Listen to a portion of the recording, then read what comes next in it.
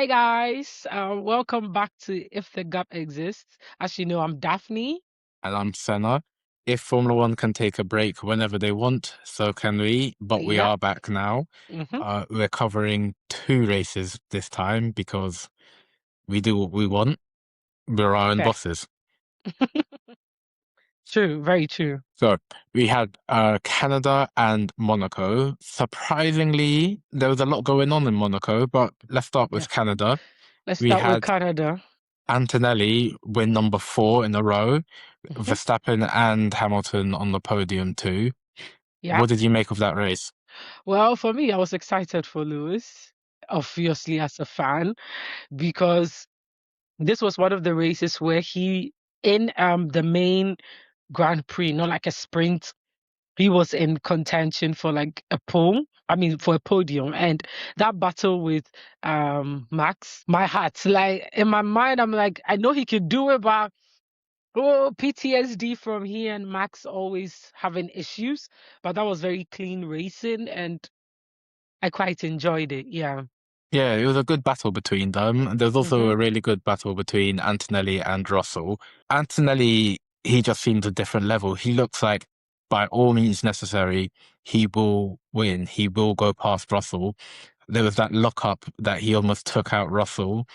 How Yeah. many times did he get side by hmm side? There's a hmm good racing between the two, which is Yeah. quite surprising that the Total Wolf is allowing this to happen. But because we Is saw it what really? Is it yeah, really well, we saw surprising? what McLaren did last year. They don't really, they've got their papaya rules. Can I tell you my opinion? I feel like, when you're in a team and there's no clear, rules on who your Got number number one one is, and number two, yeah.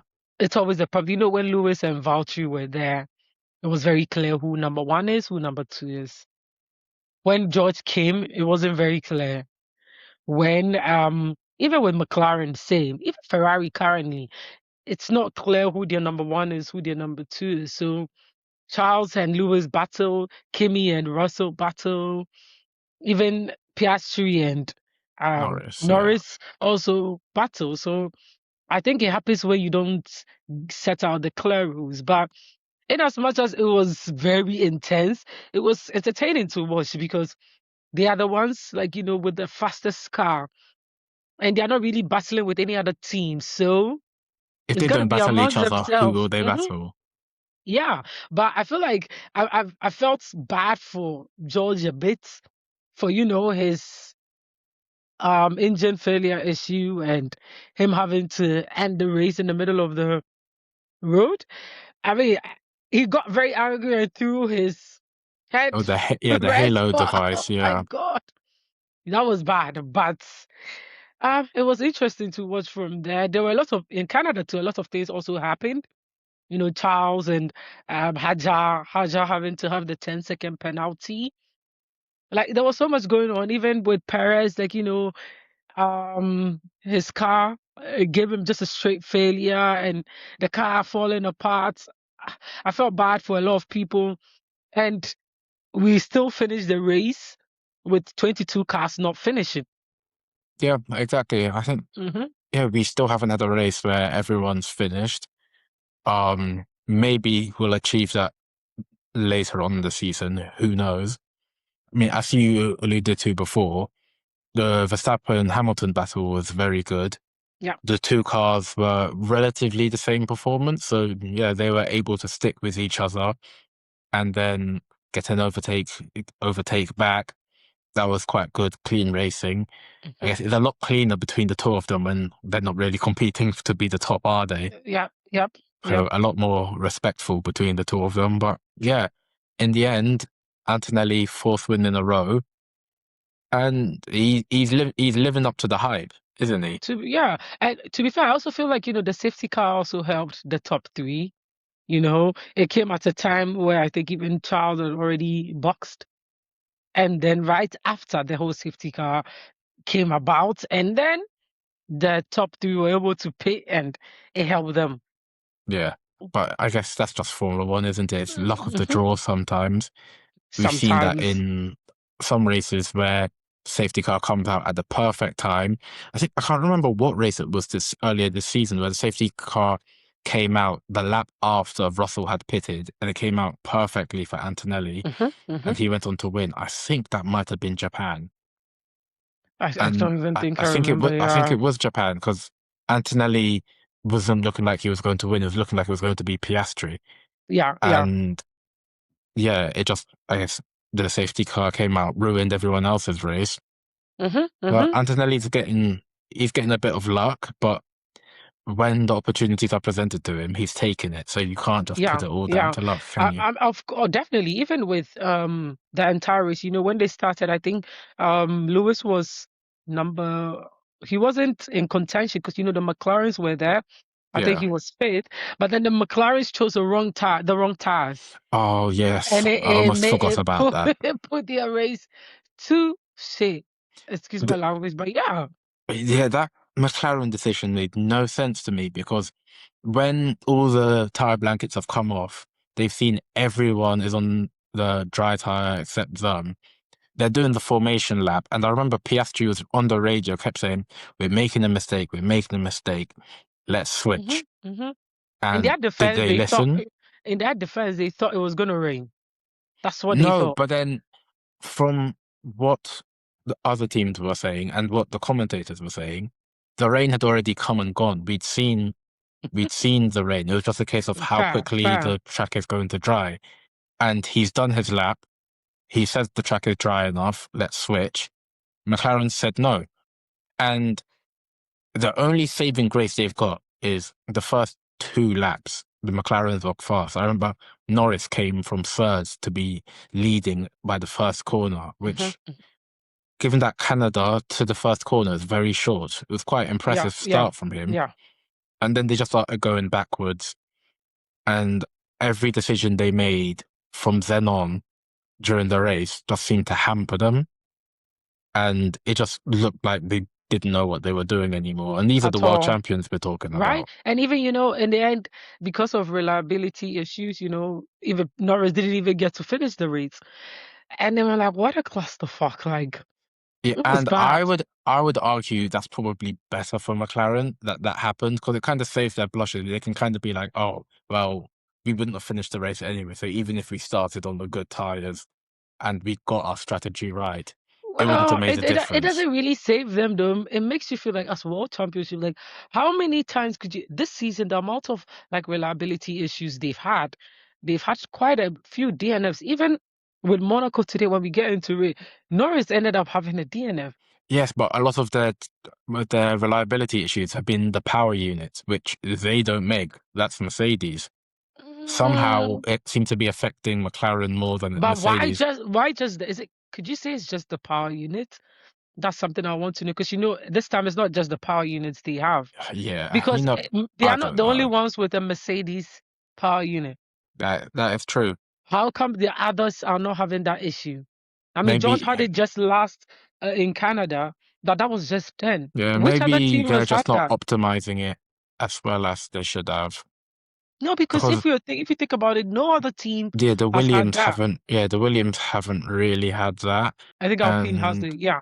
yeah, they haven't really had those kind of issues the And same way Gasly has been McLaren have. performing. So what does that tell you? Even Colapinto, Yeah, something's wrong at McLaren. I think they've just designed a mm, bad car, and which is unfortunate to be fair. I think that's all I really want to say about Canada because that was a while ago. Yeah, it was fun, but it's not as exciting as the race we had today.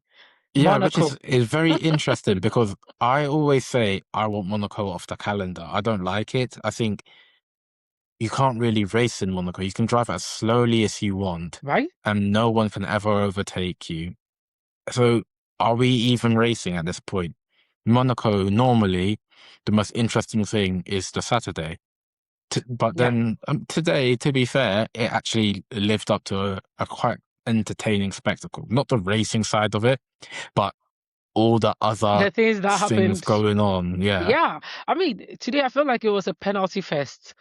Oh my Oh God, my we were days. given penalties left, right, center. What? It felt like half the grid got a penalty, Hmm. especially that Hmm. whole speeding in the pit lane thing, which it just looks like nonsense. Let's not Yeah. lie. I was like, where is that coming from? Because I think about five of them. Lewis got it, Piastri got it, Gasly got it, Colapinto got it.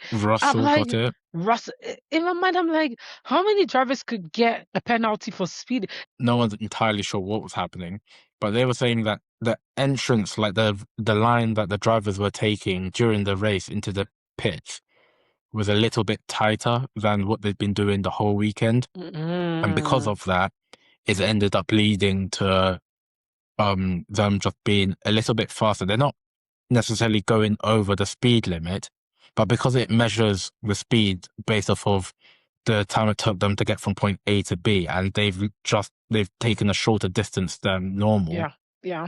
it's catching a lot of them out. So they're not speeding. It's literally just the way the camera works that catches the speed. At least someone didn't get to experience it. Max, I felt so bad for him. Like the Yeah. start, I'm like, what happened? There was a lot of hype about Max potentially jumping the Mercedes at the Hmm hmm beginning, hmm especially given that Antonelli has barely had a good start this Yeah, season. yeah, yeah. And then Max moves about 5 meters and breaks down. And you're like, well, that's a downer.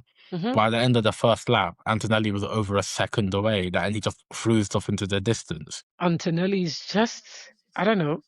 Poof, he has a lot of potential because even with the second start, when they had the like The red flag, flag, yeah. everyone is expecting, Lewis to, bypass him. But he did a very good job with that start. I know that the car is very fast, but he also has the skills. So I wouldn't say it's just the car. Oh, He's also definitely, doing because very well. you look at, if you compare him to Russell this weekend, to be fair, neither Mercedes were doing particularly well during practice. They weren't really on the pace of the Mercedes. But Antonelli was slowly chipping away at that.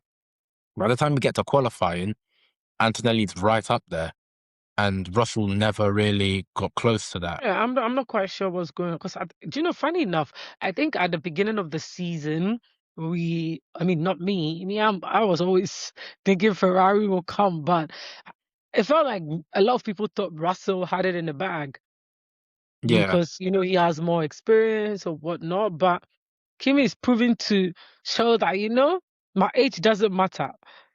I have the skills, and he's doing a very good job.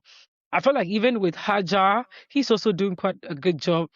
A lot of people was expecting, like, Red Bull, I thought their Max would like their just previous. dominate, and No, yeah, not even just that, but a lot of the Max will be doing well, but the teammates not so well. But he's been, keeping up quite a lot, if not doing a bit better than Max. yeah. I think that comes with the environment though, because in the past it's been a very almost hostile slash toxic environment in Red Bull when Horner was there, Helmut Marko was Mm, there as well. mm, Now it's Laura McKees who's got a prior relationship with Hajar, given that they raced together at Racing Bulls. Helmut Marko is gone. Helmut Marko used to be the one that, by the sound of it, used to scare the living Christ out of all of these young drivers, hmm put so much pressure on people. You're almost in an environment where you can actually settle Yeah, in, yeah. you can actually perform. So it makes sense that Hajar, obviously, is now starting to do well. He's starting to get better, and he's actually able to compete with Max. When Max isn't there to score the big points, Hajar is right there. Yeah, and even with the whole battle with George, like he complained, I think from the beginning of the race to the end, he kept complaining. And even at one point, he even mentioned that the car is about to explode. And I was like, oh, what are you even saying? Like, don't scare me like that. But even with all that, he was able to keep George behind for quite some time. They battled a few times where he overtook as well. I think they were the few people that actually battled. Yeah, I Yeah. mean, it's very hard to do any kind of actual hmm racing in hmm Monaco, which is part of the reason I Yeah. want to start a petition to remove Monaco from the lineup for Formula One. I know it will never happen, but I can dream. Just as the race looked like it was getting a bit boring, Lance Stroll puts it in the wall, and I saw that and I was like, of course it's Lance Stroll. Like That came out of who else nowhere. who That else is gonna that put it in the that was wall? actually so bad. And in my mind, I'm like, I feel like that's when everything just started happening for Yeah. everyone. It feels like from there, everything, the chaos just unfolded. Like he unfolded the first chaos, and then the rest just like a domino effect followed from there. Even Charles, I felt a bit bad for him because right when he had his issue, then boom, red flag. Yeah, it's interesting because I've never seen the road in a race come apart like Mm-hmm. that. Mm-hmm. But it looked Mm-hmm. like that road. It suddenly looked like we're in Accra. Like, why is there a big pothole there? And there's part of the road isn't in the road anymore. It's like you've got rocks on the side. So no wonder Stroll crashed. No wonder Leclerc crashed as Yeah, well. yeah. But I feel like they've been at the start of the race or even during the race, there were a lot of complaints about, at that specific side, people locking up in this. If you realize, even at the start of the when the safety car left, Kimi had a bit of a wobble there. Lewis was a bit careful there. And I get it that, Charles, he said, he's not gonna take the blame and whatnot, but I don't know why he was upset with the whole setup that they had because at the end of the day, Kimi was on like, used hearts. And I mean, he was on used hearts and then Kimi was on fresh tires. There was no way he was going to catch up to Kimi before his crash. And I don't understand why he got upset in that moment. Yeah, I think that was Uh, more so because he knows that Lewis has 5 second penalty. So if they box Lewis, do the penalty and let Leclerc go, by the time Leclerc comes round, has his pit stop, he will come out in front of Lewis. So I think he was hoping for that kind of like But they treatment where don't they know, don't stack they don't it. know when the safety car was going to end. I Yes, but felt he bad would that he also still had be to ahead. serve. No, I felt bad he had to serve. He also had to serve like a 5 second penalty because Yeah, technically he ended up doing that. But Lewis was ahead throughout the whole race. I feel like I thought in a way they were trying to make up for how things were because at a point Lewis was complaining about them not giving him power. He was asking for more power and it wasn't being given to him. They made him decrease, and that's when Charles was catching up. And in my mind, I'm like, what the hell is going on? And then the penalty comes about. It felt like all the hard work that they done to favor Charles, they undid it there. How were they going to know that the safety car will end then? I feel like they were thinking about the bigger picture. That at the end, both of them were still going to come ahead of Hajar. yeah, yeah. Whether There they was, had, even if they both served 10, like the 5 second penalty, they were still going to come ahead. And that was what they were thinking about, not one person has to be ahead of the other. Oh, child, they weren't thinking about that. They were thinking about the bigger picture. And I yeah, don't know why he didn't see it like that. I think in the end, it was a heat of a moment, so he complained. But even his interview after, he mentioned that they had a different setup in terms of the break when they came in this um Grand Prix. He was told they wanted to change his setup with the brakes, but he didn't want to because he felt comfortable with that, especially in a race where he's also comfortable at Monaco, and it just didn't favor him in the end. yeah. But then he also complained about the brakes the whole weekend. So I mean, I don't know what was going on. So I don't Ferrari know why he just didn't doing change Ferrari it then. things. No, because Yeah, if you realize on the interview he did during the red flag, where they asked him about like how his race and everything went, he mentioned the fact that they came with different brake setups, and he had been having this issue in previous races, so they fixed the problem. And they wanted to change it, but he wanted to stick to the old setup because it's Monaco and he feels comfortable there. The old setup, I guess, had days where it's good and days where it's bad. And they fixed the issue which Lewis had that setup this race. So in a way, it's his own fault for not wanting to change the setup this whole weekend. And for him to be complaining about it, I felt like it was a bit unfair on his part. I get you, you're angry, but yeah. I mean, Leclerc always has bad luck in Monaco. I think it just is what it is at this point. hmm So hmm all he can do really dust himself off, go again next week because next week we've got Barcelona. yeah. Barcelona's almost always a good race. So I'm looking forward to it. Um, I can see Kimi Antonelli winning again. I hope so. Do you know, it's only been 6 races out of 22, and I don't foresee it changing. You know, last year around this time, Piastri was in the lead by a margin, and everybody assumed he's going to win the championship. And then when they came back from the break, things changed. But with Kimi, I don't. I mean, it's going to take a lot to surprise me when if things change. Like if things are to change, I'll be very surprised because he's been doing very well. And again, it's only been 6 out of 22. A lot can happen in the next few races, but I have a lot of hope that he's going to win the championship. At least he'll Yeah. win it. Other teams will win few races, but I feel like he alone will win majority of it. Oh, yeah, exactly. Because it doesn't even look like there's a weakness anymore. Because we came into Monaco, and at least I thought surely this would be Ferrari's track, given that it's not to do with power, given that the Ferraris have been quite good around corners. Mhm. And then Antonelli dominates. Antonelli was so far ahead.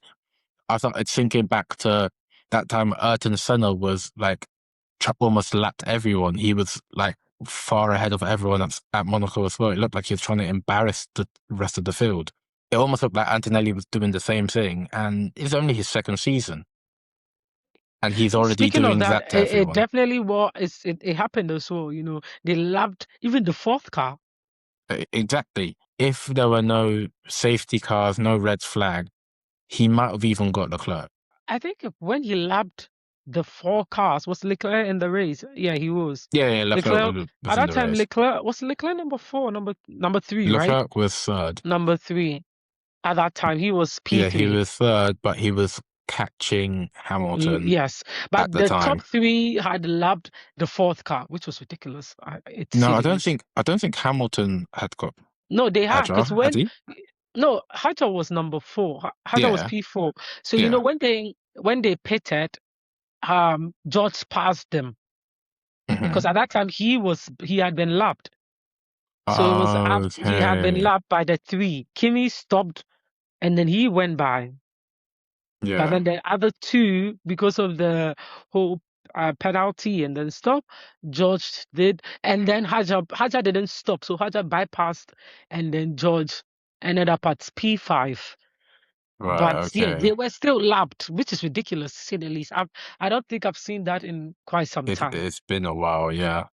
And Barcelona will probably favor the Mercedes again.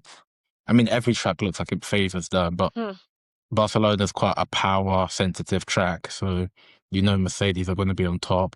It probably means Ferrari are going to suffer. So this little form or like good form that Hamilton's in, don't hold your horses because I reckon next week, sorry, they're probably going to be a little bit back. But It's given 2020, is it 2023 or 2024? I think 2023, where Red Bull won every race except one, and that one was Carlos was the only one who won a race yeah, in outside of Singapore, yeah. Red Bull, which is crazy because all 6 races I think has been Mercedes. Yeah, next week is probably going to be those two battling it out at the front again. And then everyone else behind, maybe Verstappen and the two McLarens, I reckon. But Do you think Verstappen, I mean Red Bull has got the car issue fixed? I don't think I so. I think the car definitely has issues, but when it's working, it seems to be working quite well. It seems to at least be competing for that last position on the podium. It But looks like the everyone can power. say that the same thing. Yeah, but then the thing with Ferrari is the car looks really good, but it's just not fast in a straight No, line. not even Ferrari, McLaren even. Yeah, The so same could be then, said yeah, about them too. So, exactly. but So I everyone, reckon it'll be between the two McLarens and Verstappen to that last position on the podium. Yeah, I think the Ferrari are probably just going to be a little bit too slow in a straight line. hmm, And yeah, maybe they'll pick up some small points, but yeah. Well, I'm gonna be the devil's advocate and say I definitely will see Ferrari on the podium. You need to relax. I You think see, I I think didn't say we've Lewis, I said Ferrari. yes. I can't see it happening, A but lot can happen. McLaren can have power unit problems. Verstappen can have a power unit issue. Even Mercedes can. It could happen to George. yeah, It can happen anything to can happen. anybody. So yeah, I think Ferrari can be on the podium. That's my prediction. I know Kimi is definitely gonna be there. I would even Yeah. say Mercedes. I know Kimi will be there, and then Ferrari Yeah, well, I guess we'll just have to wait and see. We've got and 1 week see. to wait, so. Oh, I feel like we didn't even cover Williams. I don't know if you saw that bit of theirs. Oh, yes, the whole holding up people so that the other person can go get a pit No, stop. but I mean, they not even that. They let Albon swap places with um The Sainz signs, yeah. only for Albon to be passed by Is it everyone else. Lindblad? So yeah, Lindblad and someone else. He was passed by two people, and he was annoyed because he didn't understand why they were swapping places in the first Oh, place. but Albon needs to calm down because what originally happened is they told Sainz to slow down so that Albon could go ahead and get the pit stop. So Hmm. Albon's gone ahead, has got the pit stop. Now they've told him to do the same thing. Now you've got a problem with this. Like your No, teammates have just done it for you, so why are you I complaining? felt bad for it. But at the end they swapped places again when he caught up. I think a Exactly. few Yeah, laps after, but in that moment in his mind he didn't understand why. And then right when he does it, a few minutes later, then out of nowhere, people are passing him, and it was unbelievable for him. I could understand why, he would be pissed. And even Franco and Carlos had some contact.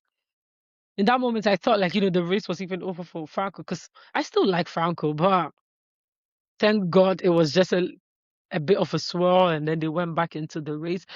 In the end, Monaco gave us a lot of yeah, exciting things to exactly. talk about. I can tell if it's from the new cars and the new roofs that has made it exciting in Monaco because I don't think even in all the years where we've had rule changes, Monaco has been this exciting.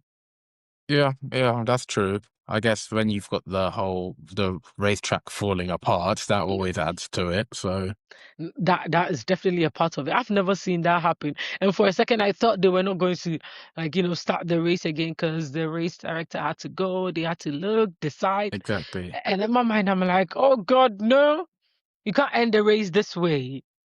You can't Yeah, end the race this way. But they in the end, almost. I think all they did was just sweep away they just the swept it. Yeah. I mean, like the bits that had come up. Kimi complained that it was still not the best, but at least they finished the race. And I'm glad Hadjar didn't get a penalty. They wanted to investigate his Yeah, infringement. And I'm glad he didn't get a penalty. I felt like he had about 4 or 5 investigations. He got a penalty with one, but the other three, thank God, because right after the safety car infringement, then came the red stop and the red Uh, flag infringement. I'm like, what? What is going on with him? But yeah. luckily, it didn't lead to anything. So FIA were working overtime. I mean, I'm telling Perez you, got the first point ever for Cadillac, and just they've for it to taken it then be away. taken away from him. I So felt so bad. Even with Russell, I can't believe Russell. I need to talk about this. Why did Mercedes think that they served that penalty? Like I don't it even think they thought about it. I was think they forgot. I genuinely think they just no, forgot because on the about it. radio, George mentioned it that he hopes they've taken the penalty away because he served it. And I'm like, at what point did you serve that penalty? Like what? They're waiting for He's Kimi just to saying go. whatever he can And my man, he because didn't keep quiet too. yeah, but they always would have caught him. It was interesting because on when you listen to the replay on the radio, they told Russell to actually stay out, but by the time they told him to stay out, it was He was too already late. here. He's already come in. So I think they haven't reminded the team he needs to serve a penalty. I So felt so bad for I him. think the team just completely forgot.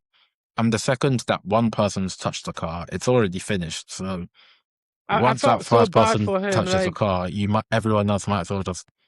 do their job and then go. This is two races where he's had issues.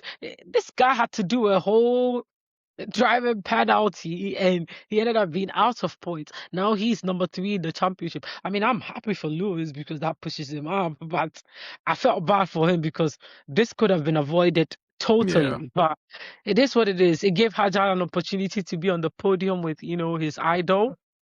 I had so much fun watching that. I saw Lewis, like, subtle, not so subtle, blowing kisses, but it is what it Have you got is. over that yet? I'm still not over it. I I'm mean, still not over it, Kim but K probably featured more in the broadcast than some I of the didn't want to drivers did. mention her name. But it's whatever. I don't hate Kim K, don't get me wrong, but I mean, how could Lewis do this to me? It is what it is. I'm over it. I think. Maybe ask me next week. I might be Uh, over it then. But yeah, we'll be seeing more of her. I want to see more of his mom because it feels like his mom has been bringing him good luck whenever she's around. So his Yeah. mom is who I want to see more of. I don't mind Kim K being there. She could stay in the background. That's cool. But it is what it is. Yeah, it was fun today. Before we end, any predictions for Barcelona? I mean, as I said, Kimmy definitely is going to be on the podium. I'm not going to say where, but we already know where he'll be on the podium. I think Ferrari will be on the podium as well. And then maybe George. Okay, well, I guess we'll What about see. you? I think I can see 1-2 for Mercedes. I think George just has to fight back. This will be a track where you can overtake. So even if he does have a couple issues here and there, he can overtake. He can take the fight to Kimi. So I think it will be a 1-2. That last spot, I think, will be either Verstappen or Norris. Norris. Okay. As you said, I guess we'll see. Until then, it has been very fun. I'm Daphne, and And I'm Senna. Please don't forget to like, comment, subscribe, share this video. I don't know what else you can do, but do it, please. yeah, and we'll see you next week in Barcelona. So bye for now. Okay, bye.